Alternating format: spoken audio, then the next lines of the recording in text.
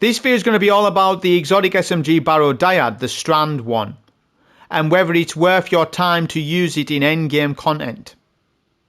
This video is going to be in two parts. Part one will be the build information and the information on the exotic SMG itself. Part two will be the demonstration of all of that in endgame content. For me, it was a solo GM. Let's go over the details first, because this is a complicated weapon, but once you understand it, you're going to reap the rewards. So BARROW-DYAD is an exotic strand SMG, and its main trait is based on the path that you have chosen at the slab. There are two different paths. There is taken resolution and taken ambition. I have taken ambition on. To simply put it to you, taken ambition is single target damage.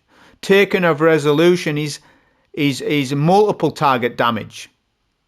You want to go for single target damage because in endgame content that is your main concern. Ad clear is a concern, but you have other things to help you with ad clear, and in any case it doesn't matter because in endgame content taken ambition will proc on ads anyways. You can get taken ambition 100% blight progress to proc on one red bar GM ad. That would mean you don't need to do the taken of resolution trait. You just need taken of ambition. The single target damage one is much better when you use this weapon. Now, this weapon automatically reloads itself. It's a 720 RPM SMG. Its archetype does change when you hip fire. When you hip fire, it's slower. When you ADS, it's faster. I believe so. Mag size is 35. You will never reload this thing. Here's where you're going to go wrong with the weapon. If you reload when you're not meant to, you will trigger panic response when you're not meant to, therefore trigger and blights. This is no good. What you need to do to fix the gun is simple. Come to settings, go to gameplay, and knock fully automatic firing mode off. It is a pain, but you've got to do it. Once you do that, you'll have a very good time with the weapon, and it's very good, a very fun gun. It's probably one of the best weapons in the game now. Panic response says this weapon generates blight as it deals damage. While not firing, blight depletes and the magazine is gradually refilled. Reload the weapon to convert store blight into blighted seekers. So I've already explained the ambition. It needs to be the path. It needs to be this one. This is a craftable exotic. It's eventually going to get a catalyst with target lock, which we have not got yet. In the meantime, you use high impact reserves. But when target lock is available, you use target lock. Okay, so that is your information. The blight on the left hand side mechanic, when it gets 100%, you reload and then you unload these taken seekers to a champ or an ad and they do massive damage. But if you knock fully automatic off, you'll be able to do your panic response reloads properly. You'll proc it when you want to rather than not procking it. Got it? Okay, so that's that bit done. That's the base information about this weapon. Now we need to think about what you can pair that with. Well, I'm going to tell you what I didn't do. Okay, so what I tried today, don't pay attention to these stats because it's not the build I ran. I'm telling you the build that I tested with first and found that this isn't worth it.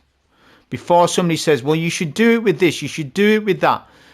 This is Warlock stuff. Now, I do know Peacekeepers is going to be good with the SMG, but this isn't a Titan run, is it? It's a Warlock run. I can do a Titan BARROW-DYAD run. Also, if you really want it, I can. But right now, we're focusing on Warlock. So, on full strand Warlock, it has a little ability called Weaver's Trance. Consuming your grenade suspends. This is very good with BARROW-DYAD. However, we must acknowledge in PvE endgame that certain build kits in the game are dated and don't have survivability as good as other builds. Strand Warlock, pure Strand Warlock being that the case. Whilst it's very good, Strand Warlock, and it has got Weave Walk, and I know you're going to say, well, use Weave Walk. Yeah, no, but you can't really spam that ability back to back. Weave Walk's very situational, and it's not like Devour or something. So you're not going to stay alive very well with this build. So whilst I'm going to tell you right now, BARROW-DYAD is very good with Weaver's Trance, but that's the only thing it's really good with. And it's good with some of the fragments. It's got some synergies. But the problem with it with solo endgame is you need survivability in your kit, so you're better off going prismatic.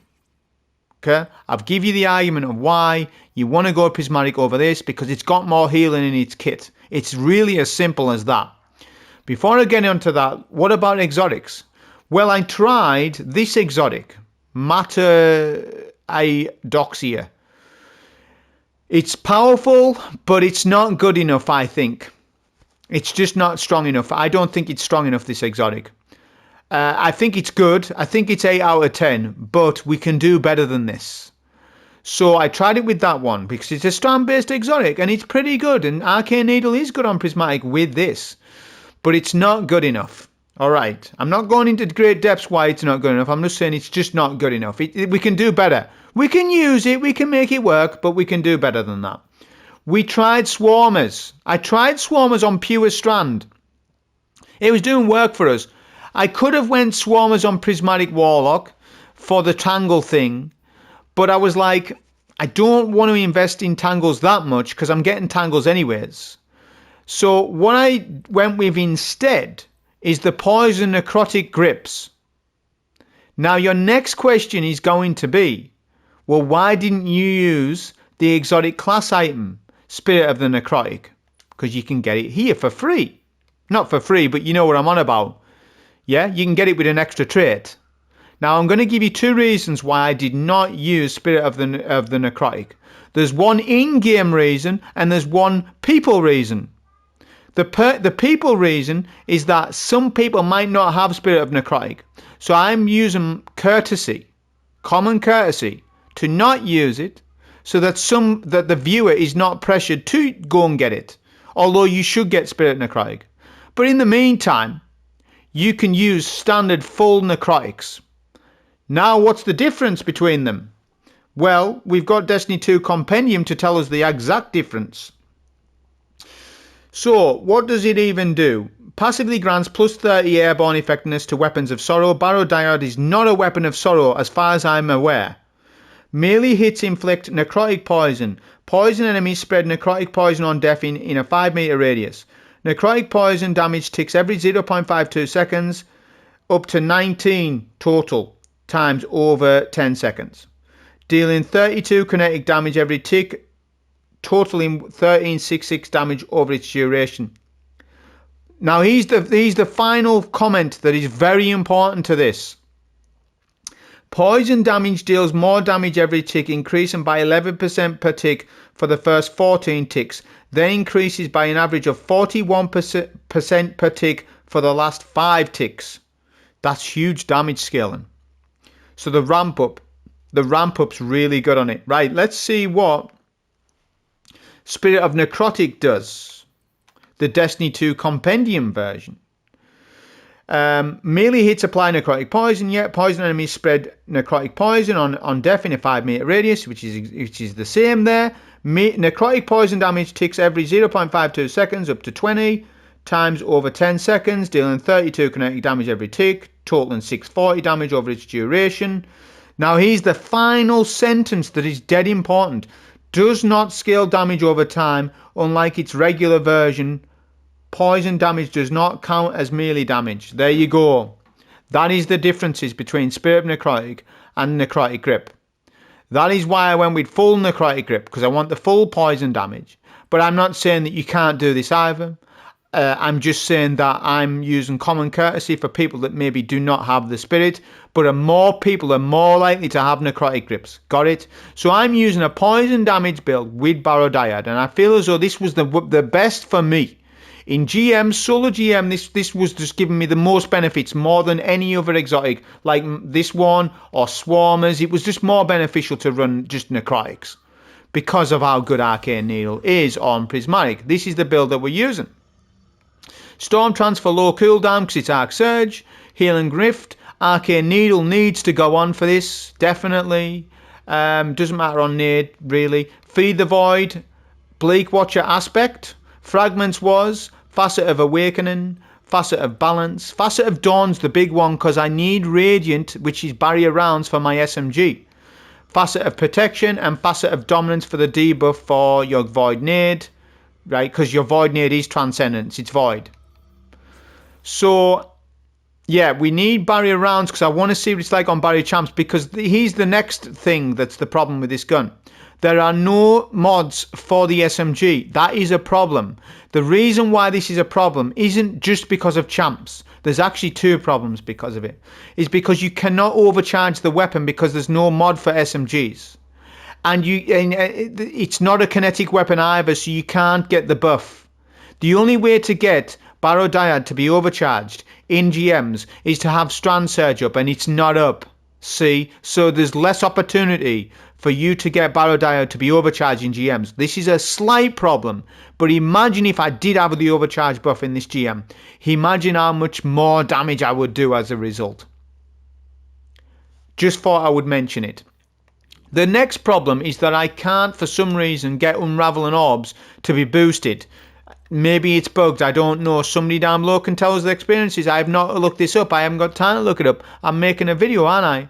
But look, strand weapons deal increased damage to strand debuff targets. So I didn't imagine if I had that on as well, but I can't. I've tried getting this to be boosted. It won't be boosted. I don't know what's going on with it. Maybe it's bugged. Somebody down below can tell us that. Horde Shuttle was very good with BARROW-DYAD as well.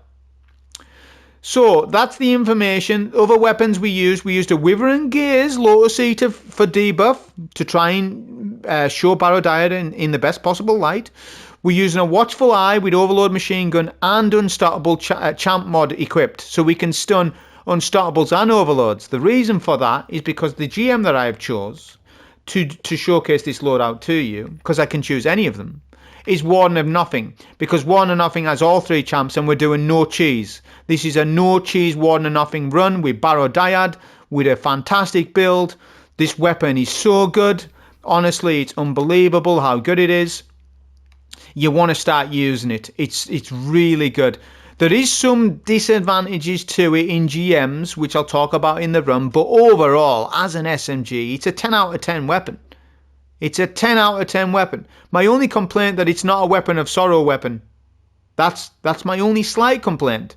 But other than that, honestly, it's really good. It really is. So that's the information on this.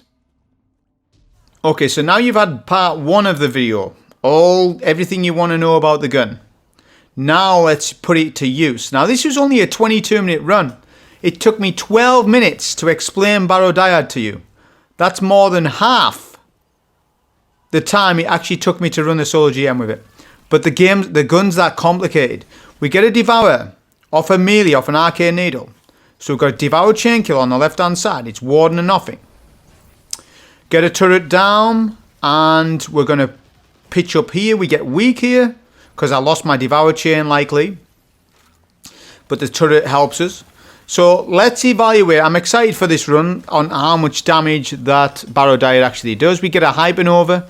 That's fine. We're going to have to get rid of him first. So the goal is to jolt this Overload so that we are free to use the BARROW-DYAD, which that's what I'm doing. Look at the damage it's doing there, and you'll see better clips as the run goes on of me using the weapon, right? But yeah, that's why Machine Gun goes on, because we can stun Overloads, and it stuns them twice. Jolt doesn't just stun once, it stuns twice. The amount of time that Jolt lasts, you'll get 2 stuns, which means we can swap to BARROW-DYAD and melt champs down with just the Barrow, as long as we've jolted. That's why we've got a Jolt and Feedback LMG on. We're also using a Wyvern Gaze Lotus Eater with Reconstruction. What I can tell you about the Lotus Eater situation, I have destabilizing rounds and destabilizing rounds and repulsor brace. Yes, the stock loadout. What I would say is though, it's not clear cut with this gun. You can use a Reconstruction one if you want as well, and have a utility of Wyvern Gaze, or you can also use the repulsor brace destabilizing rounds one. Both roles are different and not better than each other. It depends on what you're doing. But what I will tell you is a Reconstruction rocket sidearm is so good because you never reload. You just never reload in a GM, basically. That's how good it is. So I'm highly recommending a Reconstruction Lotus Eater. It's very good. Right, we're going to get a turret down here. We've got a Hydra to kill. We're going to pop a Transcendence. Remember, we're using Necrotic Grip. Now, Necrotic Grip's going to help out massively with Transcendence uses. And it's going to help with the poisoning. And it's going to synergize quite nicely with my BARROW-DYAD. Also getting Fredlings and stuff. Now, I pop a Transcendence because I can stun and unstop while I'm in my super. On Storm Trance. Because I was still in my Transcendence super. So we've dealt with the unstop and the Hydra. Now, we've got opportunities, loads of opportunities to showcase this gun off. And you're going to see the clips. So, still got Devour going. Kill these Cabal and these Goblins. I'll proc on red bars. I'll come to that when we get to it. Right, so we've got some poison and damage, and we've got Radiant. So we're going to Radiant ourselves right up. Barrier rounds, doing decent on barrier shields, I suppose. But I didn't have the what you call it, the panic response procced. So yeah, my damage there wasn't quite right. What you'll find is I actually get better with the gun as the run goes along, because there's a bit of a skill ceiling to this weapon, but you will see I get better with the gun. That's me adjusting. Yeah, literally I can learn a new exotic in 20 minutes. Literally. That's adaptive munitions in real life, that. We can learn a gun within like 20-30 minutes of the playback loop, and you'll actively see me get a little bit better with this gun, as the run goes along, like I said. Unstop is here. We're going to just pop a Transcendence. We're going to pop a Transcendence and then get some BARROW-DYAD damage on there. We're weak, but we get a real Healing Rift. Poison, Arcane Needles go in, so we got poison damage. Then we go all in. Look at Panic Response. Look at the damage it's doing to an unstunned, unstoppable champion. We haven't even stunned him there. He's come out of the nade. Look at that damage. That's without overcharge buff. Imagine with Target Lock. Imagine with Peacekeepers on a Titan. Although, you know, I think people are overhyping Peacekeepers, though. I don't think they're quite as good as what people are making out. I'll tell you why. Because as soon as you don't hit the target, and you maybe sway off the target, you lose the buff. Alright, so Peacekeepers is quite harsh, and sometimes with sustained fire in GMs, you need to back up. And if you back up, you lose this Peacekeeper buff. So it's not clean, cut and dry with the old Peacekeepers. It is good. They are good. But I don't think they're mandatory, where you would have to use them. It's not like Malfeasance, where you have to use Lucky Pants. It's not exactly the same. You can use it on different builds. You can use it on all three classes. Okay, so this room here, I'm going to deal with some of the ads with a machine gun. Because these Hobgoblins are putting up their shield, I'm going to use a bit of Lotus Eater. Remember, we've got Wyvern Gears on Lotus Eater, so you'll see me use that on certain champs. I'm going to just push up. Generally, I don't, but I'm going to push up in this case. Because I've got a super to burn, but I want to kill that champ to my left. Get some poison and damage going on to him. Then we get our stun, and then we're going to just whip out the machine gun, because I'm out of SMG range. Just about. Yeah. So I may as well just meld. I want to get this barrier down. He's urgent. This barrier needs to be taken care of. We get our Hypernova. I don't know where he is. So whenever that happens, back up. There's no point to try and seek him out, because by that time it's too late. You have lost time. Right, we'll get another turret in mid. Barrier's still to our right. I'm eager to use my super though. That's exactly what I'm going to end up doing. Because I was thinking, you know what, I'll kill the barrier quickly now. But then I was like, yeah, probably should wait. So I end up waiting. That's what ends up happening here, I think. Because I know that there's another Vex Goblin wave spawning in. So that's exactly what I end up doing. So I'm like, yeah, let's get rid of the ads first. Then I'll do BARROW-DYAD damage, which is exactly what I do. So we pop a super in mid, because we've got one to use. They're on a low cooldown, these supers. So use them as much as you can, really. Get rid of the Hydra in mid. That's good. Now I'm wanting to waste my super. Here we go. Turret goes up. We have no rift, but we've got Wyvern Gears. Boom, get a debuff. Telling you, it's really good just having a debuff like that. Then we do Transcendence, because we've got it to use. BARROW-DYAD damage. Panic Response. Good shield break. That's nice. Still got Transcendence left. And now we can control the room. Still got a Transcendence left. Also, BARROW-DYAD is very good for Darkness Energy. You just end up getting lots of Darkness Energy really quickly. And rocket sidearms are very good for light energy if you're using a light rocket sidearm. So I was getting loads of transcendence energy in this without me realizing or noticing.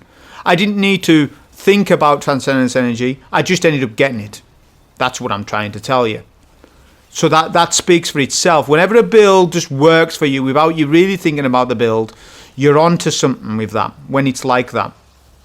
Right, we've got a super to use. Have I proc Withering Gaze there? I don't think I did. It didn't pop up. I don't know if he was debuffed or not. I don't think so. That's a shame. That's fine. We pop our Storm Trance, doing massive damage to this Minotaur. Look at that damage it's doing. It's crazy damage, that. But yeah, we just want to get rid of him now. Got another Transcendence. Look at the amount of Transcendences we're getting in this. Like I said, wasn't even thinking about it. This boss is basically killed at this point, so let's just get rid of him. We haven't used our machine gun. Haven't had time to. That just shows you how good the loadout is. Okay, so fill back up on ammo after this room. There we go. Let's also take a note on how many times I reloaded Lotus Eater. I don't think I ever did. I don't think I did. Quote me if I... Have a look at the run yourself. Point out if I ever reloaded it. I might have reloaded it once, twice, I don't know. Maybe I did at the boss. Maybe I did at the boss fight, because we're doing a no cheese, remember. We're doing it legit. Which Warden and nothing, he's such a fun GM at the boss fight, because you're on your toes a little bit. It's not just clean cut. You can die at the final boss on a non-cheese run. Okay, so this little bit here, we're just getting rid of some of these ads. At effective range, it does do good damage, but obviously the con to an SMG, this is appropriate to all GMs. SMGs lose a little bit of power in GMs when you need to fight from range, so you need to push up a little bit. But that's why we've got Devour on, you see. That's exactly why I chose Devour, because you kind of need Devour on for this if you're on solo GM. If you're not solo and you need a fire team, well then it's a little different. You don't need Devour as much. Survival kit matters more when we are solo. We've got a Transcendence. Remember, those nades stop unstops. I can stop them with my machine gun. That's exactly what I'm going to do.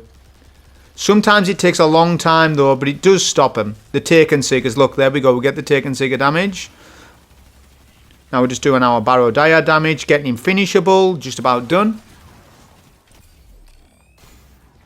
There we go. Ammo's really good as well. Now we'll use a super. We're just going to skip. There's no point in any of this. Let's just skip. Yeah, you don't need to clear this room out. So look. Benefits of running a low cooldown super. Things like this, where you want to skip a section and there's no champs to kill. Boom, just do that. Got a Transcendence about to pop it. That's what I'm going to do. So let's see when the ads collide in middle what we do. We've got another Hypernova. He's not worth it. I can see that he's starting to... he's set off well before I could even have a look. When that happens, like I said, it's a waste of ammo at that point. Let them set off.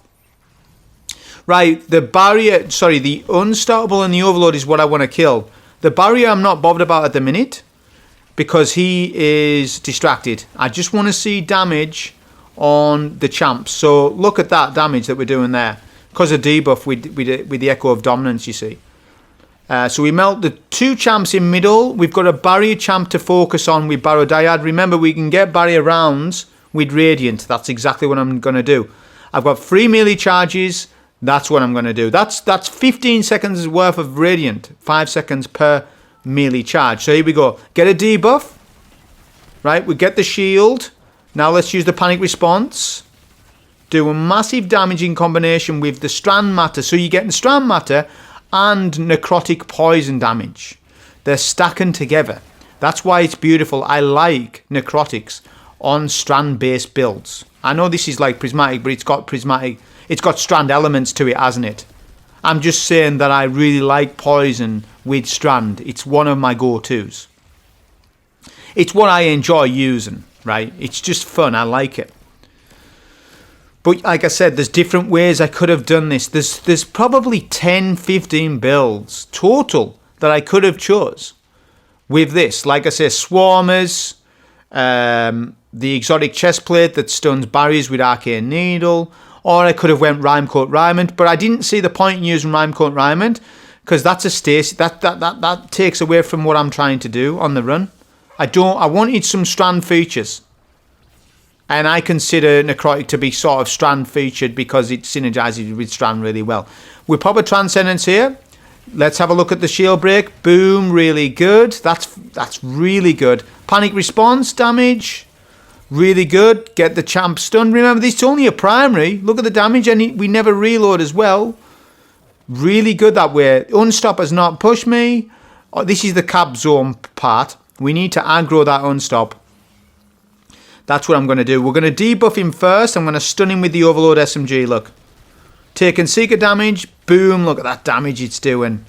This LMG is really good. It really is. It's fantastic, this machine gun. And it's really easy to farm. All the Heresy weapons are really easy to farm because they cooked with this season. They really did. To note for me, last season, I barely got any weapons from Prison of Elders or Tomb of Elders. This season, I can't get enough of them. I keep getting them over and over and over. That just tells you the Heresy system has been far superior to the Revenant system. The Revenant tonic system, whilst was a good idea in theory, it didn't work. This system for Heresy has worked way better. Tomb of Want's been way better. Although there's some bugs with Tomb of Want. And I mentioned at the start of the video.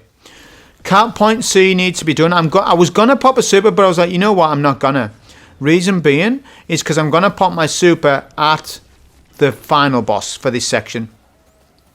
Because generally in the old days, for 1-0, you would need a super for that cap point C. Well, I didn't need it. Just Transcendence was enough. Now the Overload, there we go, Bob Dylan to my right. That Overload's going to help you out. Don't kill him and you still get Platinum rank. Do not touch him at all. If you touch him and you don't kill him, you will get Gold rating. If you skip him and not touch him, you will get Platinum rank. If you kill him as well, you will still get Platinum rank, but you'll have wasted ammo on him. See?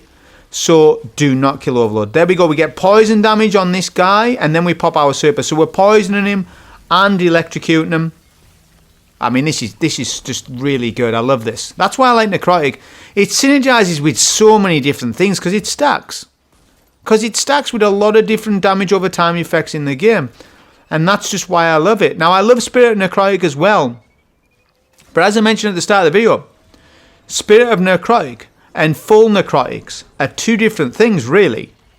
With the full Necrotics giving you the full effect of poisoning, whereas Spirit of Necrotic gives you a taste of it. That's exactly what the Spirit is doing for you. And you can run it with Spirit of Necrotic, this. Right? You could definitely do that. But I wanted to showcase it with the full Necrotics because I feel as though viewers are more likely to have the full Necrotics as opposed to the Spirit version. We're not just trying to cater to the best players, we're trying to cater to some of the players that have just picked up the game. Anybody who hasn't played this game more than 2 years, I regard you as a new light. Not in a demeaning manner, as in a learner manner, as in, okay, you've got some stuff to learn. Yeah, 2 years. If you've played this game for 1 year, you're a new light to me. That's how I categorize you as a player. So you've got a lot to learn. You think you know the game, but you don't. After the 2 years, you get your stripes, you've earned your stripes, and then you start building your knowledge from there. But yeah, some of you who's played 6 months, man, you've got a lot. I wish I was in your position because you have a whole sandbox to learn. You have all these different weapons to learn. You have so much. Whereas I have less to learn. I do have things to learn. But obviously because I've played the game that long now, that a lot of things are second nature to me. Just not because of me. It's just because of how long I've played. And that's true for anything that you do in life. Not just a game. Sports, anything at all. Right, we're going to jump down here because we're going to deal with these Hypernova and we need to deal with these champs. I'm jumping down and we're going to use cover. We're going to get rid of this Overload. So look at how good the machine gun's doing for us. We've jolted him now. I was going to pull out BARROW-DYAD, but I was like, no, I need to confirm the kill. That's why I just melted him with the machine gun. Look at this, unstop pushes as well. He's poisoned. We jump over his head. He doesn't know. I've just bamboozled that unstop. We're bamboozling him again. Jumping over his head like that. We get a transcendence pop. Really good. Now watch the BARROW-DYAD melt here. I want you to pay attention to it. Let's have a look at it, right? We get poison damage. We get a debuff. Shield goes down rather quickly. Panic response. Boom. Look at that damage. That's super damage. Now imagine that with target lock. He would have been killed before I could finish him. Imagine that with target lock and peacekeepers together. That would be a recipe for just melt. It really would be. Right, we'll just get rid of this final final barrier champ. Again, panic response. Look at how quickly the bar's filling up. And we keep doing this. That's why it's so good with Arcane Needle Radiant. Because it allows me to get Barrier SMG, which otherwise is not up this season. I wish Barrier SMG was up, or Overload SMG. I don't know why they didn't do it. Maybe Act 3 will give you it. I think Act 3 is going to give you an SMG mod. Probably Barrier SMG or something. I don't know. Right, we're doing a no cheese run. This is no cheese. You can cheese this boss fight, and I've showed you multiple times on how to do it. In this run, we're not doing it because we want to showcase this build as much as possible. So this fight works with the fire. You've got to be behind cover, unless you will die because of solar threat. So we're going to get a healing rift and get a devour chain going. Then we'll pop super because we got dragged out of cover like that. That's why I've got a low cooldown super on, because it's just really handy to have on. We're doing some damage to the boss. We clear the entire room. We've got a transcendence to pop. We're going to wither and gaze this boss. I think it was... Did I proc it? Wither and gaze is such a slow perk. It's really good, but it's annoying when it won't proc when you want it to. It's a 1.5 second cooldown is wither and gaze. But in moment-to-moment combat, 1.5 seconds is a long time. You're waiting. Yeah. But we pop a transcendence here. We're doing massive damage to the boss. Well, we was. I think he's out of the nade now. Oh, yeah, we are. We are. So transcendence use was really good here. We're halfway to a super. Ads keep spawning for how much damage you've done to the boss. Right? But this is exactly why this build's so good, because we've got that devour going so we can use our stuff and stay alive. We get pushed here from behind. That was crazy. That's why I whipped out the rocket sidearm. Note that probably destabilizing rounds and repulsor brace would have helped me out a little bit at the final boss, more than what my roll did. But the roll served a purpose. It served a purpose of debuffing champs and allowing more damage for BARROW-DYAD. That's exactly what this sidearms roll was. We've nearly got our super. Next ad wave is coming in. We get a turret down. These scions are pushing me hard. We'll get a poison damage here. Solar goes down, and now we just want to get our devour chain killing going. I was going to pop super. Ooh, that was close. I had a zealous bane. I had to pop super. I didn't know that was a zealous bane there. Zealous banes are threatening. They are the hardest banes in the game, not hypernovas. If you kill a zealous bane and there's some other ads surrounding that zealous bane, they also turn into a bane and will hunt you down like an unstop. Zealous banes are the hardest banes in the game because they are unpredictable. Yeah, because even when you kill them, you're punished when you kill them. So there's nothing you can do with them other than just play appropriately. They're the hardest bane to deal with. We're killing the VIP targets. I never do this on Warden and Nothing. I never kill these VIP targets, but we're doing it on this run. We're using cover when we need to. We're playing it as we should.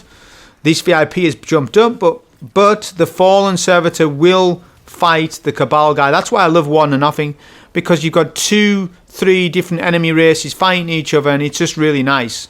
And you've got three different types of champions.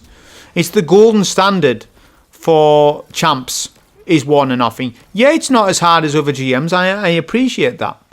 But not many other GMs have 3 different types of champions in. And all GMs should have 3 different champs in it, like I've spoken at length about. But yeah, this run is done. BARROW-DYAD performed really good. Obviously, there's a bit of a skill ceiling with the weapon. But once you get past that, you're going to have a lot of fun in PvE with this weapon. That was a solo GM using the exotic BARROW-DYAD. Hope you enjoy. Thank you.